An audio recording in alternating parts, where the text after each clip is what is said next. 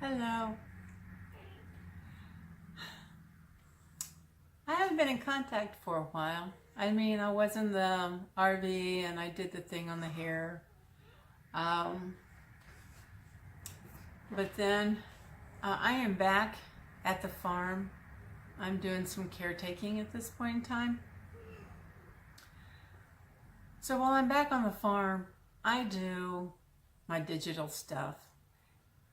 But I've also started writing again. I have found an old manuscript, and I am taking it from typewriter mode and putting it into the computer. That's how old it is. I think it's a pretty good story. It takes my Tracy Richards series, and it's her story from when she starts in high school and moves to a new town and is ridiculed because of her being so different. What else? I'm going to be doing in November. November is National Novel Writing Month, and NaNoWriMo.org. For more information about that, it doesn't cost anything to become part of that. If you've ever wanted to try your hand at writing, you will find some really good support systems there. They also have a place where you can copy your work and have it checked for accuracy on word count. Now, it's not going to count toward grammar or characterization, plot. It doesn't have anything to check that, but it does count your words, and it'll help you reach your 50,000 words that they consider to be a novel. I'm going to be participating in November.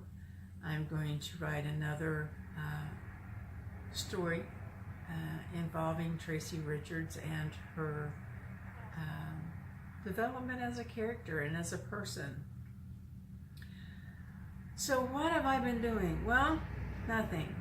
Just caretaking, and I wasn't even going to do videos until I hit the road again. And then I saw that the old farmer's wife had done one. Well, she's done several on canning, because that's what she does when she's back on the farm with the old farmer. I write. I do psychic readings. I have my cards.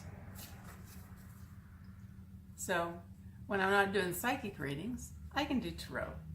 But sometimes you need a little help to go deeper. Sometimes you don't. The paranormal is nothing concrete.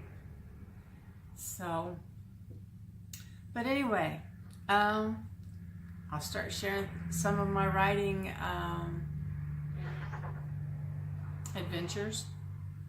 Like last night, I went to Antioch College, and they had a program on where to have your black moment in your novel, where to have your pinch points, how your main character should evolve. And not only should your main character evolve in one story, but if you have a series, how is your character going to evolve over the life of the series?